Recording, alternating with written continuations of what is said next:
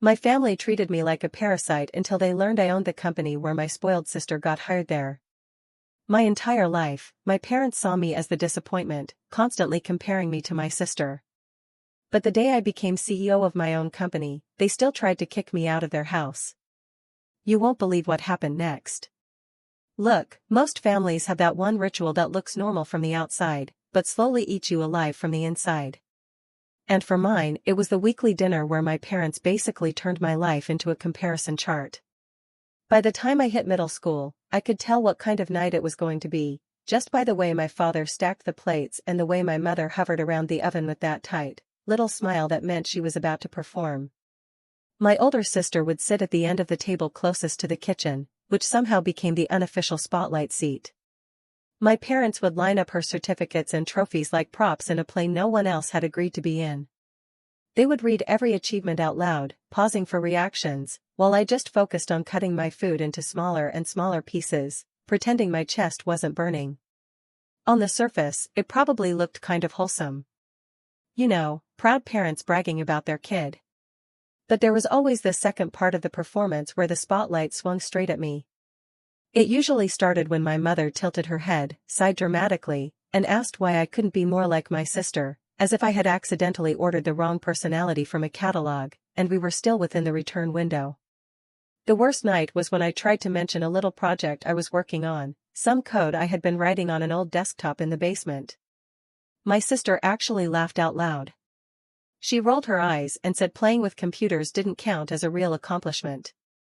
And my parents laughed with her, the way people laugh at a joke they don't even understand but feel obligated to support. My father had two main modes when it came to me, explosive and invisible. If I pushed back even a little, like saying I was proud of something small I had done at school, he would slam his hand on the table or shove his chair back so hard it squealed, then yell about disrespect and how he wasn't going to be spoken to like that in his own house. If I stayed quiet and stared at my plate, he would ignore me for days afterward, walking past me in the hallway like I was a coat rack that happened to breathe. My mother's specialty was the long, disappointed sigh, the one that said more than any insult could, followed by her favorite question, "Why can't you be more like your sister?" After a while, I stopped even trying to answer. Because it wasn't really a question. It was just their way of reminding me I was the wrong daughter. The only place that felt remotely safe was the basement. It wasn't some cute finished basement with a couch and a big screen. It was cold concrete, exposed pipes, old boxes, and a beat-up desk in the corner with a creaky office chair that I found on the curb one afternoon. They had shoved an ancient computer down there years before when they upgraded the one in the living room. And that thing became my entire world.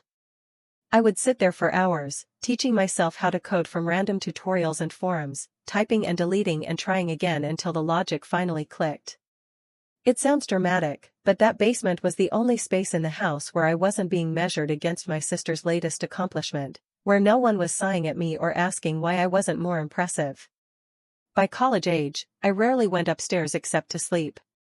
Everyone assumed I would follow the script, go to a good school, get a respectable degree, and turn into some polished adult my mother could brag about at every gathering. For a minute, I even tried to play along. I enrolled in a computer science program because it felt like the closest thing to that basement version of me. But sitting in those huge lecture halls, listening to professors talk in circles, made me feel like I was slowly drowning. I kept thinking about building something real instead of writing code for grades and fighting to impress people who had never met me before and would forget me right after finals. So one Sunday dinner when I was 19, I did the thing that basically detonated whatever was left of my childhood. I waited until my father had finished reading my sister's latest list of achievements and my mother had made her usual speech about being so blessed. And then I told them I was dropping out of college to start a software company with two people I had met through an online forum. I probably should have led with a softer intro, but subtle has never really been my talent. My father went from calm to volcanic in about 3 seconds. He slammed his fist on the table so hard a glass tipped over and shattered on the floor. And then he started yelling about how I was throwing my life away. How only irresponsible people quit college. How no one under his roof was going to act like a lazy failure on his dime. My mother started crying like I had announced I was joining some cult in the desert. She kept saying she did not raise a daughter to become some dropout embarrassment, asking over and over if I had any idea what people would say. My sister just leaned against the doorway with this satisfied little smile, watching the scene like she was at a show she had already seen, but still loved. She muttered something about how, of course, this was happening, because I never could finish anything I started, and that almost hurt more than my father's yelling, because she sounded genuinely delighted. After the screaming part, my father switched into his other weapon of choice, silence. For days, he moved through the house without looking at me, without saying my name, like I was air he was forced to breathe, but didn't want to acknowledge. He knocked on the basement door only once to tell me if I wanted to act grown and make my own decisions, I could figure out my life without their help. I stayed, technically, because I had nowhere else to go and no money yet. But it felt less like living there and more like being tolerated as some distant relative they couldn't quite legally throw out. I threw myself into work instead. The little company we were trying to build was basically 3 people, 2 folding tables, a couple of second-hand monitors, and a lot of caffeine. We rented this tiny room in a shared office building that smelled weirdly like burnt coffee and carpet cleaner, and I loved it. I worked absurd hours, sometimes staying until morning, sleeping on a cheap mattress we shoved into a corner. I would drag myself back to the house every few days to shower, grab clean clothes, and pretend the basement was still mine, even though I could feel my mother's eyes on me every time I came up the stairs. I heard her on the phone more than once telling someone she did not know how much longer she could tolerate my phase. It stayed like that for years, while my parents kept telling anyone who would listen that their younger daughter had wasted her potential and was playing startup in some silly little office. Meanwhile, I was slowly building something that actually worked. We landed one tiny client, then another slightly bigger one, and then a local business that made my hands shake when I signed the contract. There were months when I didn't pay myself at all so we could afford another developer or a better server, and I ate the same sad microwave meals on repeat until my stomach hurt.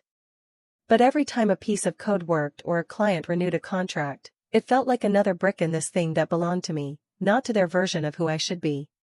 5 years after that first dinner meltdown, things looked completely different on paper. Even if my parents still had no idea, the company had grown to around 40 employees spread across a couple of floors in a slightly nicer building, and we were working with clients that actually showed up in regional news. A local business magazine did a feature on young founders in tech, and they put my picture next to a quote I barely remembered saying because I had been running on about 3 hours of sleep.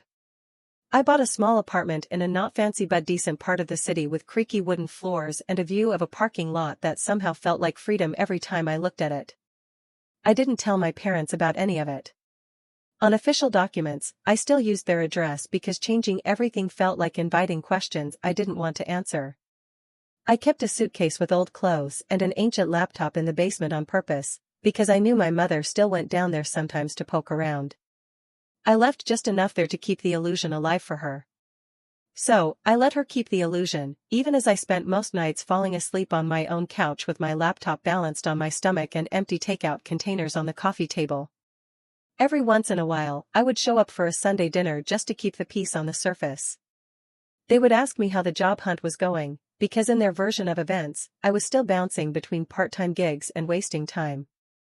If I tried to talk about a project or something the company had accomplished, my father would cut me off with some condescending comment about how I needed to stop dreaming and get serious, and my mother would pivot straight back to my sister's academic progress. She had gone on to grad school, of course, and every new degree or research opportunity became another jewel in her crown during those meals. And look, I wish I could say I did not care, that I sat there like some evolved adult who had outgrown all of it, but that would be a lie. I cared way more than I wanted to. My stomach still knotted up the second the comparison started, and no amount of real-life responsibility could stop me from feeling like the quiet kid at the end of the table again. In the actual world, I was signing contracts and making payroll and dealing with clients who trusted me with serious decisions. In that dining room, I was still the daughter who had allegedly never lived up to her potential. I did not tell them about the company or the apartment because I was above their opinion. I stayed quiet because I knew exactly what they would do with the information. They would either shrug it off as luck or twist it into some story about me thinking I was better than them now. I did not have the energy for that. It was easier to let them keep their little narrative about me bouncing between odd jobs than to watch them drag my actual work through the mud. The night everything really flipped started the way a lot of our family disasters did, with one of my mother's group texts. She sent a message saying we were doing a special family dinner that Sunday because my sister had big news. I almost ignored it. Those dinners always took me days to recover from. But curiosity is evil, and I let it win. When I walked into the house, it looked like we were hosting some kind of ceremony. Extra dishes, candles, the good tablecloth. My mother was practically vibrating. My sister waited until everyone was seated, then came in wearing a blazer that screamed, "I am about to make an announcement." She held a folder like it was an award and took her time opening it.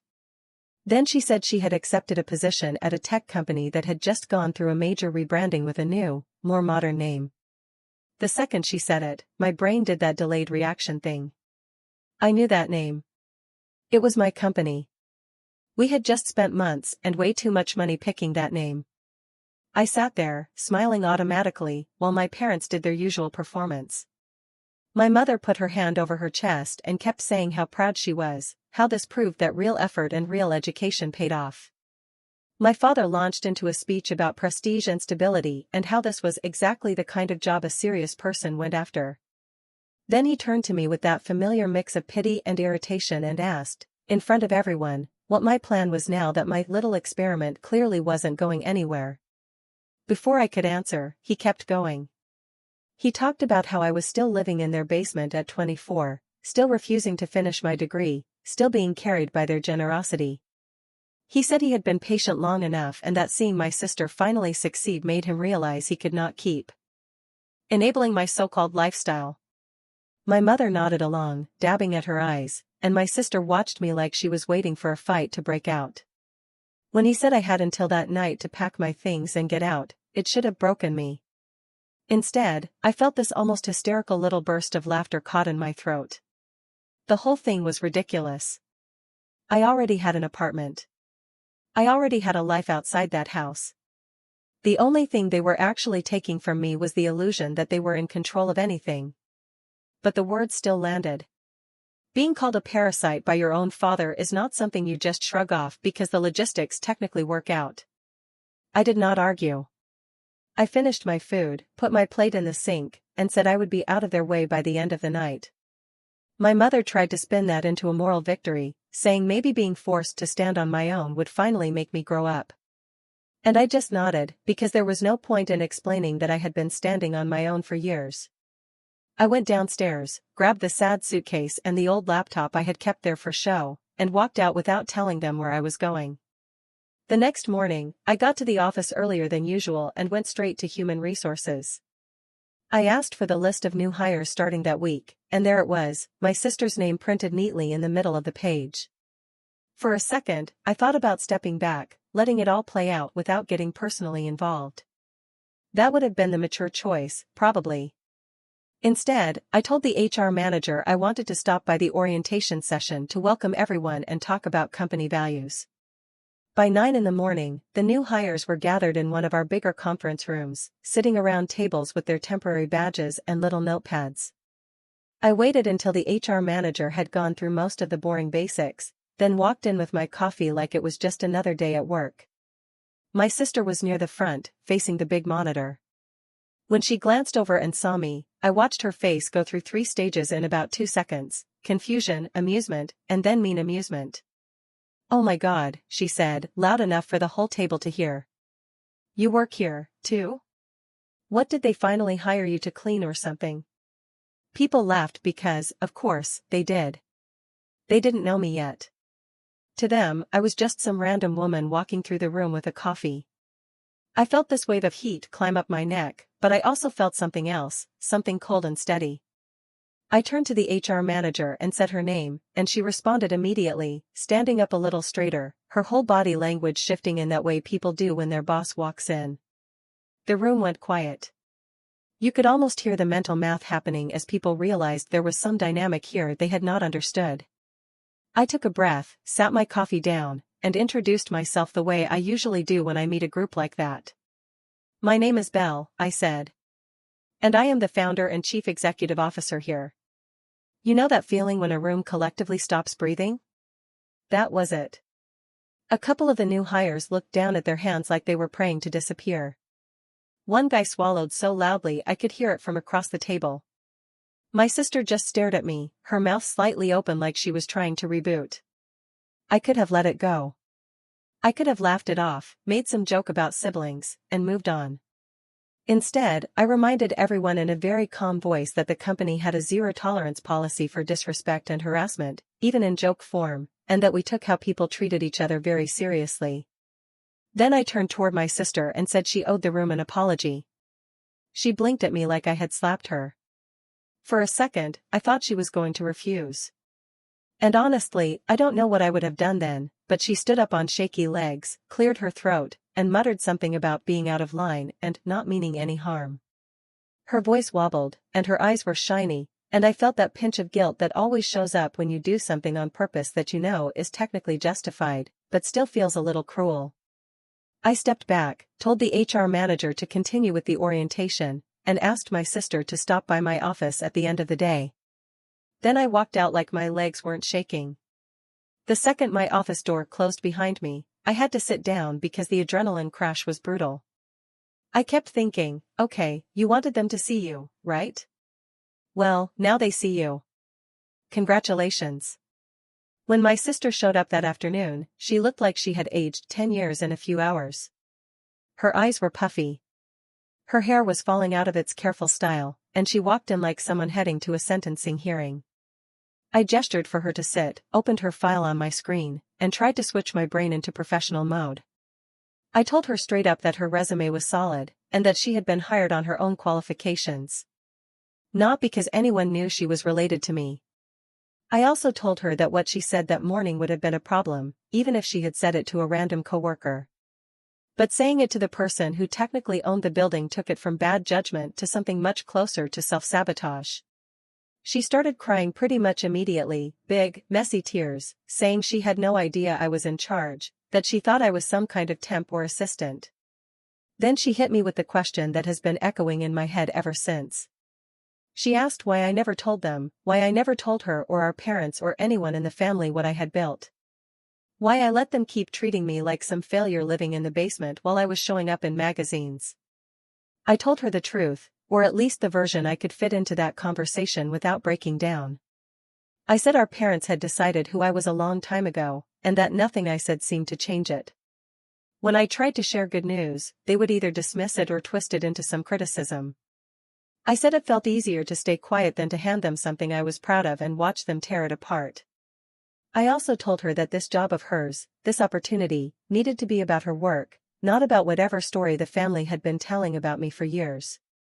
I kept her on because firing her on her first day would have been overkill and, frankly, a nightmare for HR. But I made it clear that she would be reporting to one of our strictest managers, someone who did not tolerate drama or excuses, and that in the office, I was her boss, not her sister. I also told her I was not going to call our parents and walk them through my job title or bank statements if she wanted them to know. That was her decision and her mess. 2 days later, my parents made the decision for themselves. Apparently, someone from their social circle had seen the article about young tech founders and had put 2 and 2 together after hearing about my sister's new job. They showed up at the office reception without an appointment. Full of that fake politeness they use when they're furious but still want to look respectable. My assistant buzzed me, sounding nervous, and I had to take a full minute before I told her to send them back. They walked into my office and did that thing where they look around like they're evaluating a hotel room they might complain about. My father's face was red. My mother's eyes were already watery. And there was this heavy silence before he started in. He accused me of lying to them, of deceiving them, of humiliating them in front of the entire family by letting them talk about me like some lost cause while I was apparently building an empire behind their backs. He said they always believed I had potential and that I had betrayed their trust. I just stared at him for a second because hearing him rewrite our entire history in real time like that was honestly impressive, in a twisted way. Then I asked him calmly to tell me one time he had ever asked a real question about my work instead of just assuming it was a joke. I reminded them of all the dinners where, any time I opened my mouth, they cut me off to brag about my sister. I pointed out that I had been in their house, under their roof, working at this thing for years, and they had never once come down to that basement and said, "Hey, show me what you're building." My mother tried to shift things into Hallmark mode at that point. She talked about family, about how we should be happy for each other and share our blessings. She said it hurt her that I would rather have strangers know my business than my own parents. I asked her to name 3 basic things about my life that didn't involve my sister or that basement. She couldn't. She stuttered something about my favorite color, which she got wrong, and my favorite food, which she also got wrong, and then just kind of trailed off. My father tried a different tactic, the faux reconciliation speech. He said, we should all put this behind us, that we could move forward as a united family now that the truth was out. I told him they had had more than 2 decades to act like a united family, and they chose performance and comparison instead. I said I was not interested in pretending everything was fine just because my title finally made sense to them. I ended the conversation by telling them they were not allowed to show up at my office unannounced again and that if they wanted to talk to me, they could call first like everyone else. I walked them back to reception myself, which was probably more for me than for them, because I needed to physically see them leave that building. For a few weeks after that, there was nothing but silence. No calls, no texts, no surprise visits. I started to think maybe they were actually going to respect the boundary. And part of me was weirdly disappointed, like I had expected at least one dramatic follow-up. When my mother finally showed up again, she came alone, holding a folder the way my sister had held hers that night at dinner. Except this time, there was no excitement in her face, just this carefully arranged desperation. She sat down in my office and laid out bank statements, loan documents, and notices that basically said my father's business was falling apart. Bad investments, unpaid bills, a slow decline that they had apparently kept quiet because they didn't want anyone to think they had failed. She said they were on the edge of losing everything, that the only realistic way out was a significant loan or me opening doors to clients who might save the business. She talked about how my father had worked his whole life and didn't deserve to end it this way. Then she said the line that still makes my teeth clench, family helps family. I reminded her, maybe a little too calmly, that a few weeks earlier that same family had called me a parasite and kicked me out with an ultimatum like I was some teenager sneaking out past curfew. I pointed out that my father had had 3 full decades of being the golden parent with the respectable business, the one everyone respected, while I was building something in a basement no one cared about. I told her I was not going to put my company on the line or empty my accounts to bail him out of messes he had created while ignoring me. She shifted from pleading to guilt in under a minute. She said people would talk, that they would say I was cold, that all my money had turned me into someone heartless. She said one day I would regret not helping them. I told her she was absolutely allowed to say whatever she wanted to whoever she wanted, but that I was not going to finance a rewrite of our history just because their story had stopped working for them. After she left, I blocked both of their numbers. I told my assistant that my parents were not to be let into the building again unless I explicitly approved it. It felt harsh even as I did it, but I also felt this strange sense of relief, like I had finally shut a door that had been banging in the wind for years. Of course, the peace did not last.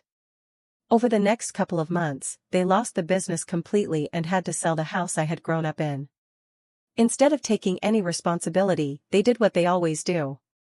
They went on a tour of pity. They started telling everyone that their ungrateful daughter had become successful and abandoned them in their old age.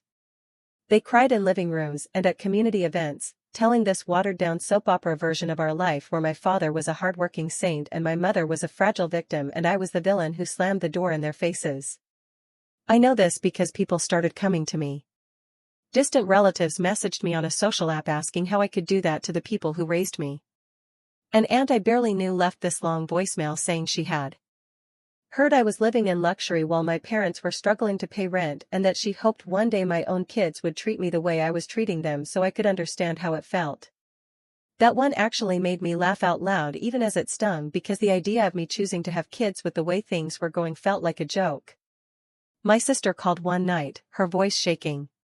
She said our parents were really suffering, that they had lost almost everything, that maybe I could help a little, just enough to get them back on their feet. I asked her if she had offered them part of her own paycheck. She went quiet for a long time, then said it was complicated, that she had bills, too, that it was not the same. That told me everything I needed to know. The worst part was when all of this started bleeding into my work life. A client mentioned, in a very careful voice, that they had heard some things about tension in my family and wanted to make sure it would not affect our partnership. Apparently, my mother had started joining these local groups and spinning stories about how money had changed me, how success had gone to my head. I could feel something inside me snap that day, something that had been hanging on by a thread for a long time. Meanwhile, at the office, my sister was turning into a walking HR headache. She started dropping it into conversation that she was related to the founder, letting people assume that meant something. When her manager tried to hold her accountable for missed deadlines, she would make these comments about how some people had to work twice as hard because they didn't have the right last name, as if I had ever had a last name that helped me with anything in that house. She started telling coworkers that I had always been jealous of her, that this job was just another example of me trying to control her life. When that story made its way back to me through HR, it hit me harder than I expected. I could handle strangers calling me cruel.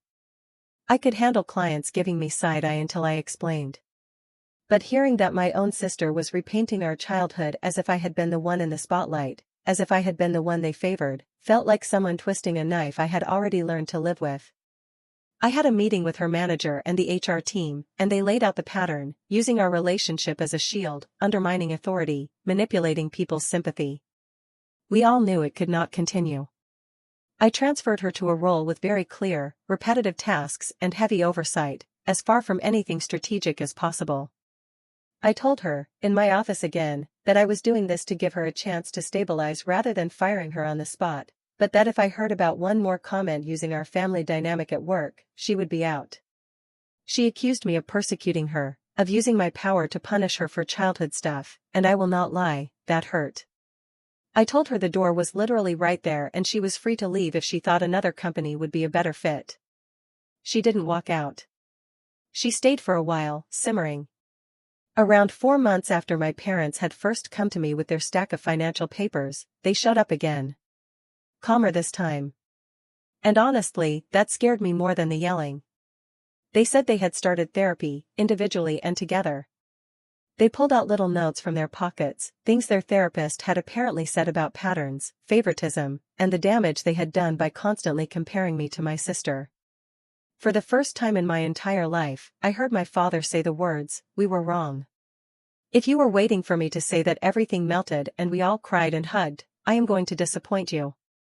I did not melt. I felt this mix of anger and exhaustion and underneath, a small, stubborn hope that I hated myself for. They said they wanted a chance to actually get to know me, not the version they had built up in their heads. They wanted to have a relationship with me as an adult, to fix things. I told them I was willing to try something, but on my terms, and that those terms would not be up for negotiation. They could see me twice a month in a neutral public place like a coffee shop for exactly 1 hour. Not in my home, not at my office, not in any space that belonged to the life I had built without them. If they were more than a few minutes late, if they asked for money, if they brought up business or tried to guilt me over the past, I would walk away and that would be it. I told them I was not promising forgiveness or closeness or holidays together. I was promising coffee and conversation, and that was all. They agreed. Of course, they did. They were desperate. We met for the first of those little visits a week later. It was awkward in a way I had not been prepared for. They did not know what to talk about if they were not lecturing me or listing my sister's accomplishments. We ended up talking about the weather, about random news, about how crowded the coffee shop was. They asked what I liked to do in my free time and seemed genuinely surprised when I answered, as if they were interviewing a stranger. As the months went by, they learned stupid, basic things like the fact that I actually hate the food my mother had always cooked for me because she never asked what I liked, or that my favorite kind of music was nothing like what they had assumed. I answered politely, but I kept it surface level. I could feel them wanting more, wanting some big emotional breakthrough, but I was not ready to hand that over just because they had a few sessions with a therapist who finally said out loud what I had known since I was a kid. Around the same time, my sister decided to leave the company. She accepted an offer from a competitor and told her manager it was time to build an identity away from my shadow, which would have been hilarious if it hadn't been so sad. She sent me a stiff email saying she appreciated the opportunity and wished me well. I stared at it for a long time before replying with a simple good luck, because anything more would have been a lie. During one of the coffee shop visits, my parents tried to steer the conversation into deeper water. My mother started talking about regret, about nights she could not sleep because she replayed things she had said to me when I was younger. My father said he knew they had pushed too hard, that they had been unfair. I stopped them. I reminded them of the rule: no digging into the past, no emotional autopsy. If we were going to do that, it needed to be in a therapist's office, not over lattes at a crowded table. They did not like that. My father said that after all the work they had done, all the effort, they deserved more openness from me. That word deserved lit me up. I told him gently, but very clearly, that he did not get to decide what kind of emotional access he deserved to me. I said they were not the ones in charge anymore. I think that might have been the first moment he really understood that the power balance had shifted for good. By the 6th month of those visits, the tension had started to build again. My mother mentioned very casually that they hoped to be involved in future important moments in my life, like if I ever got married or had children.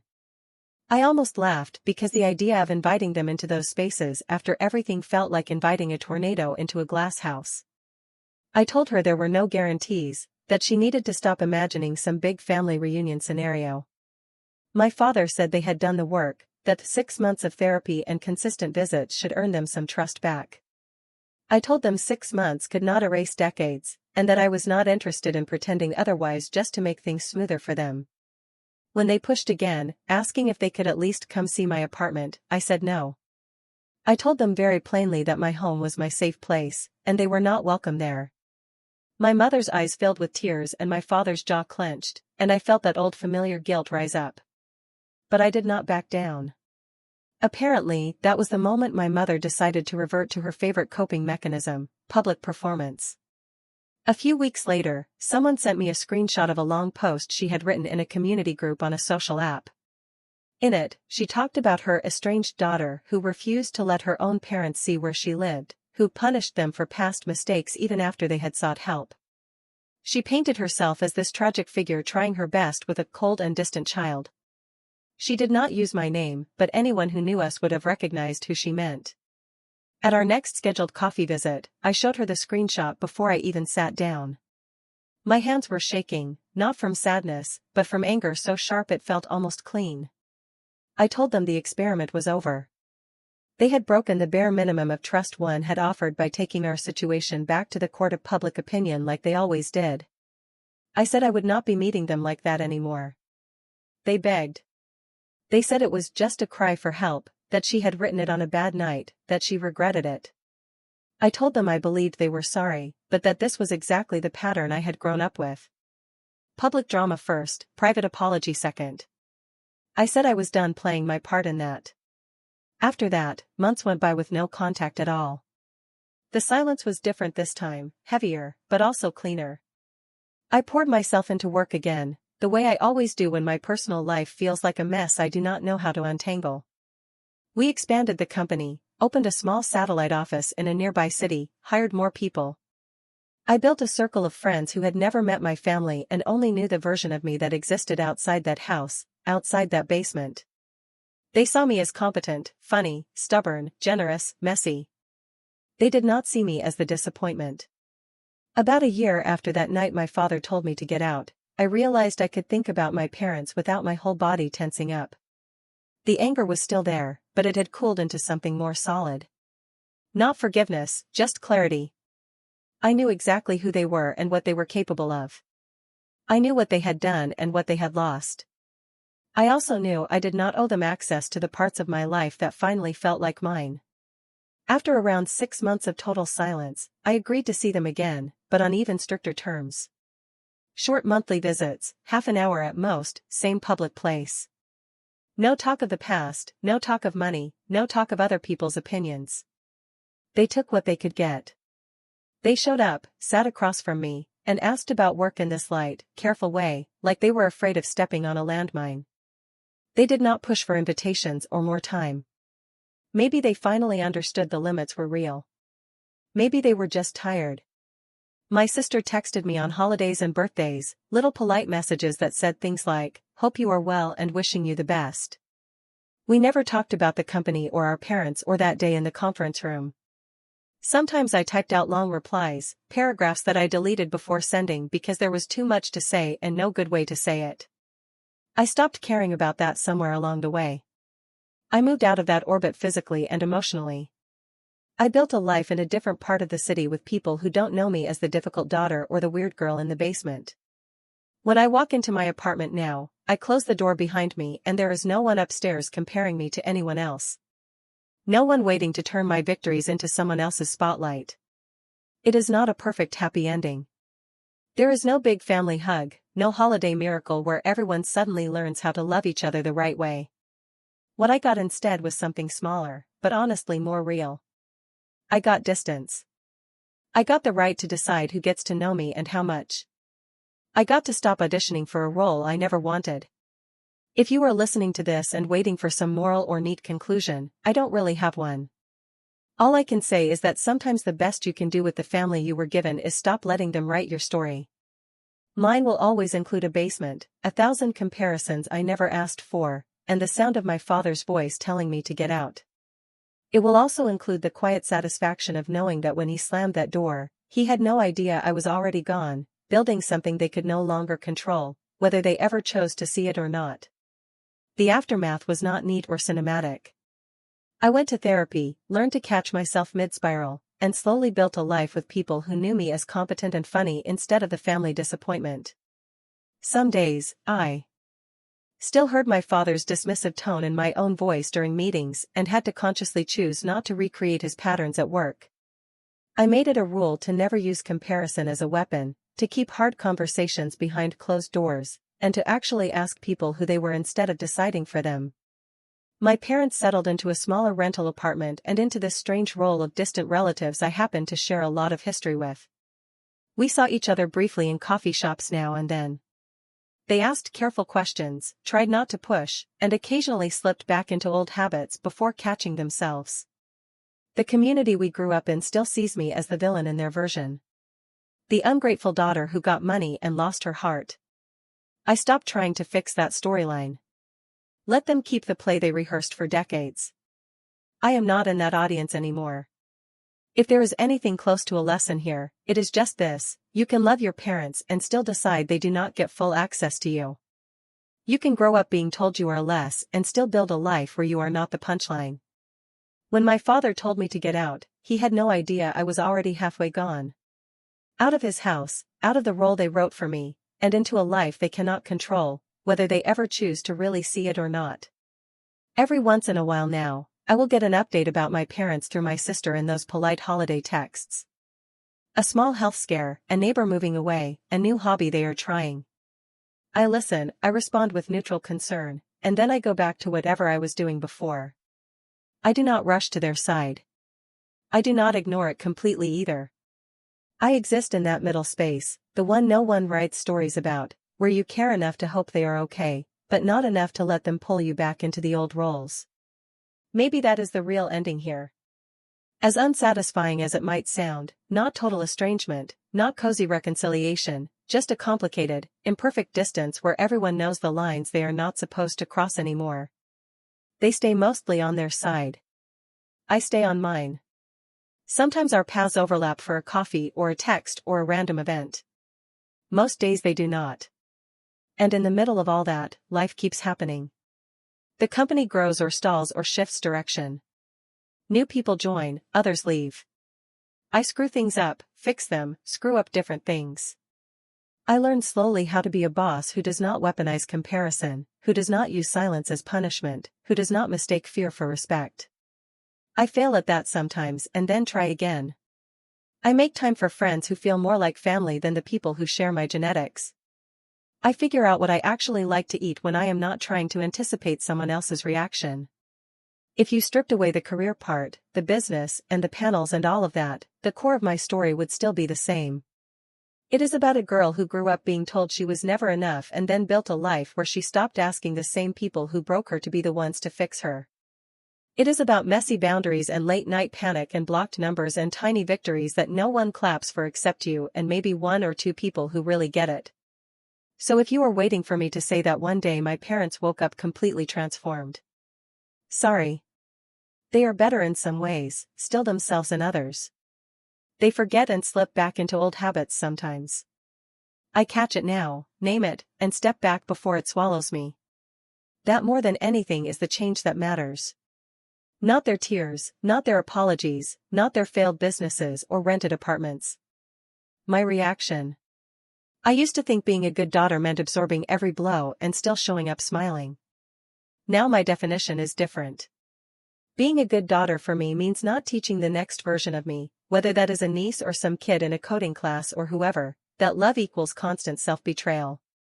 It means letting the story be complicated and ugly and not cleaned up for public viewing, even if that makes some people uncomfortable. So when I tell you all this, it is not because I want you to pick a side or tell me I did the right thing. I am not on trial. I am just finally saying the quiet part out loud. The part my parents have edited out of their version for years.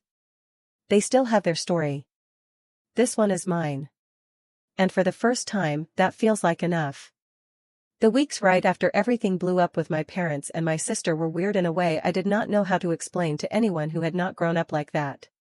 At work, people were still figuring out how to be around me now that they knew their boss was the same woman who used to show up in old sneakers and sit quietly in the back of the room during all hands. I could feel it when I walked down the hall. This mix of respect and curiosity and a little bit of fear, which was honestly hilarious considering I still went home and ate cereal for dinner over the sink some nights because I was too tired to cook. One morning, I walked past the break room and heard my sister's name followed by that little drop in volume people do when they know they are talking about something they should not be talking about. I caught a fragment of one of the new analysts saying he felt bad for her, that it must be hard to have a sibling as your boss, and another voice, older, saying quietly that it was only hard if you tried to act like the rules did not apply to you. I stood there with my hand on the door frame, listening to the hum of the refrigerator and the clink of a spoon against a mug. And I had this split second where I almost walked in and made some big speech about professionalism and respecting everyone. Instead, I backed away and went to my office. I did not need to control the narrative in every room anymore. I just needed the work to speak for itself. Human Resources scheduled a check-in with me a few days after I moved my sister under that stricter manager. They sent one of the senior people, the kind who has the calm voice and the stack of printed policies. She asked if I wanted to file any kind of formal complaint about my sister's comments during orientation or the things she had been saying to coworkers. The company would support me if I did, she said. I sat there looking at the logo on the folder between us and realized how bizarre it was that for the first time in my life, the system was tilted in my favor. I could have made things very ugly for my sister very fast. I told her I did not want some big public punishment, that I just needed my sister to be held to the same standards as everyone else. I said if the performance did not match the expectations, then the consequences should be the same as they would be for any other employee. The woman from Human Resources nodded like she actually believed me, like she understood that this was not about revenge. Inside, I was a mess.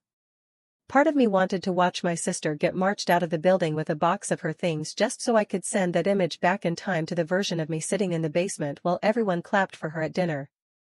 Another part of me, the part that had learned how much it costs to live in that kind of drama, knew that keeping things boring and professional was the only way I was going to survive all of this without turning into a different version of my parents. The first coffee with my parents under all those new rules felt like the most awkward job interview I have ever sat through, and I have sat through some painful ones. We met in this generic little place near my office, the kind with beige walls and fake plants where no one is trying to impress anyone. I picked it on purpose because there were no memories attached to it. No birthday cakes, no graduation photos, no holiday decorations that would make my mother tear up and try to turn the conversation into some kind of nostalgic hostage situation. They were already there when I arrived, sitting side by side instead of across from each other, which told me everything I needed to know about how they had been psyching themselves up for this. My father had his hands folded on the table, fingers laced so tightly his knuckles were white. My mother had one of those paper cups in front of her, untouched, her lipstick printed perfect on the lid from where she had tested it once and then forgotten about it. For the first 10 minutes, we talked about absolutely nothing. The weather, traffic, a construction project near their new place. It sounded like small talk between strangers who happened to share a language, not people who had raised me. My mother kept glancing at my hands the way she always did when she was nervous, like she expected to see ink stains or chipped nail polish she could comment on. My father asked if work was keeping me busy in that tone that pretends to be polite but is really just fishing for something to criticize. I told him yes, that running a company took up most of my time, and he nodded like he was talking to someone describing a hobby. At one point, my mother asked if I was still living in that little place, and I told her I had moved to a bigger apartment a while ago. She smiled too wide and said, "That was nice." And then immediately changed the subject to a neighbor's retirement party. It was like watching them walk right up to a door that said, "This is who your daughter is now."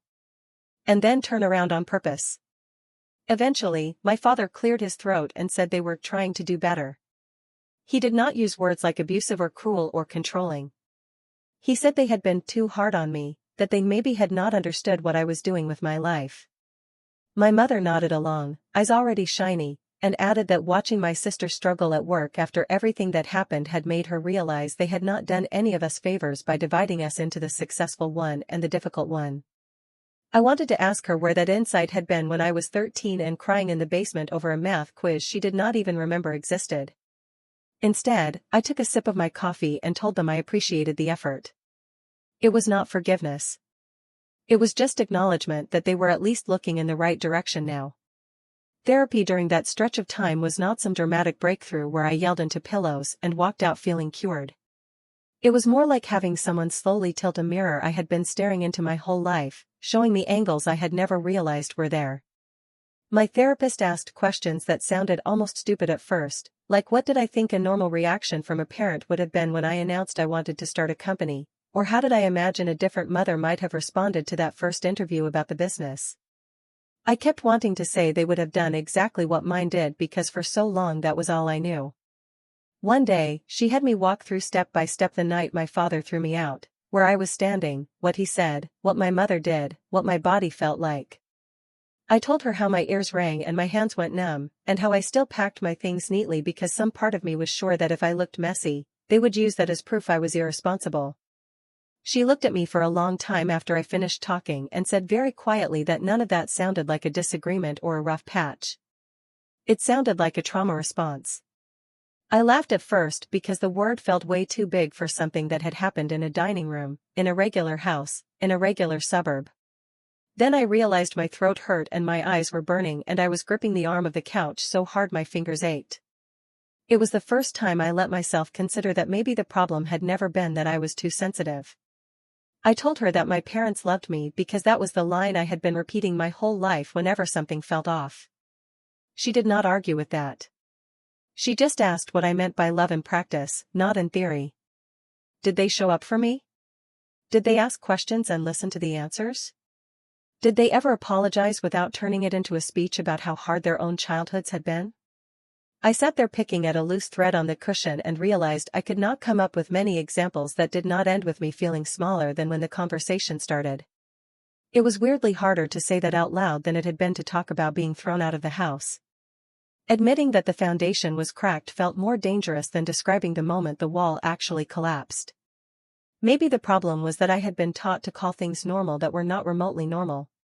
Every time my parents found a new way to present themselves as victims to the community, some version of that old shame would flare up.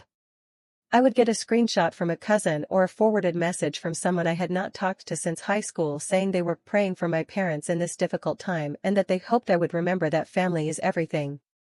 I wrote at least 3 long replies that I never sent, explaining in exhausting detail what had actually happened, listing specific examples, naming dates and times and quotes like I was building a court case. In the end, I always deleted them.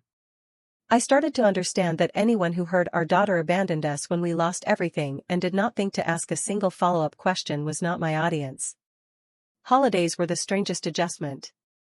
There was one year, not long after my parents had moved into the smaller apartment, when my sister texted a group message asking what everyone was doing for one particular winter holiday. I was sitting on my couch with takeout containers on the coffee table, laptop open to a spreadsheet because apparently that is my version of comfort. For the first time ever, I realized I had the option of not going, not making the drive, not walking into a room where every story started with, "Remember when you embarrassed us," and ended with my sister being praised for something. I said I already had plans. It was technically true. My plans were to stay home, bake something from a boxed mix, and watch whatever random movie I could find while texting a friend who was also avoiding their family for reasons of their own. It was easily one of the calmest holidays I have ever had. No one slammed a door. No one made a joke with my life as the punchline. No one asked for money. I baked cookies from a box mix and they came out a little too flat, but they made the apartment smell like something out of a memory that never actually existed in my real childhood. I put on a movie I had already seen 3 times so I would not have to pay full attention, and I let myself answer messages from friends slowly instead of sprinting to reply between chores. At one point, I caught myself humming along to some cheesy song from a commercial and had this ridiculous thought that maybe this is what holidays are supposed to feel like when you are not walking on eggshells. Boring. A little lonely. But safe. I could work with boring and safe. The last real conversation I had with my sister before she left the company happened in the parking lot on a random weekday evening. The sun was already down, the kind of early darkness that makes you feel like the day has been stolen from you. She was leaning against her car, arms folded, staring at the ground like it had personally offended her. I almost walked past her because I was so tired I could feel the exhaustion buzzing under my skin. But she looked up and said my name in a way that made it clear she had been waiting. She told me she had accepted an offer somewhere else. That she knew I probably already knew through some email or paperwork, but wanted to say it out loud. She kicked at a little pile of gravel with the toe of her shoe and said she had spent most of her time there waiting for me to suddenly turn into the version of me our parents always described. The one who was lazy and dramatic and irresponsible. Instead, she kept running into this other person. The one who stayed late to help a team finish a deadline and remembered birthdays and knew the name of the receptionist's dog. She said it messed with her head to realize there were whole parts of my life our parents had never bothered to mention, like the fact that my company even existed. I did not know what to do with that information. There was a small, petty part of me that wanted to say, "You could have asked," but I swallowed it. She said she had thought getting hired at my company was going to prove something, that it would finally make her feel as impressive as everyone had always told her she was. Instead, it had felt like being measured against a version of me she had never bothered to get to know. I did not say anything for a minute because I honestly did not trust my mouth.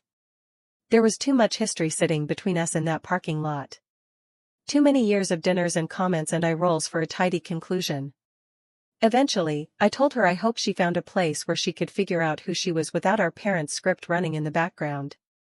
I said I did not hate her, even if there were days when I wanted to.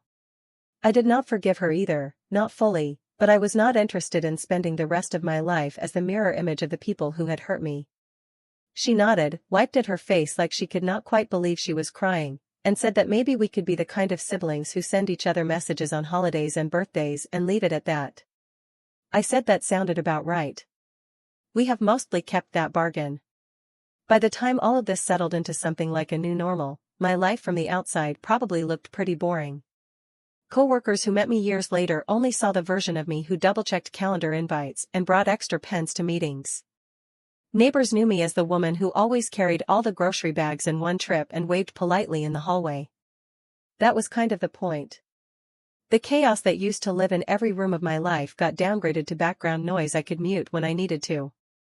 When people complained about their parents being a little overbearing, I learned to nod and say, "Yeah, I get it," without feeling the need to hand them my entire history like a file. That is what I wanted. The drama stayed contained in specific places instead of bleeding into every room. Fights had beginnings and endings instead of stretching on for weeks in passive-aggressive silence. If my phone lit up with a family name, I could choose not to pick up and the world did not end. It is not a perfect story. There is no neat bow that makes all of it worth it. But there is space now between who they decided I was and who I actually am. And I finally get to live in that space instead of constantly trying to earn it. If you're listening to this, maybe you've had your own battles to fight. What's the biggest lesson you've learned about setting boundaries with family? I'd really love to hear your experiences in the comments.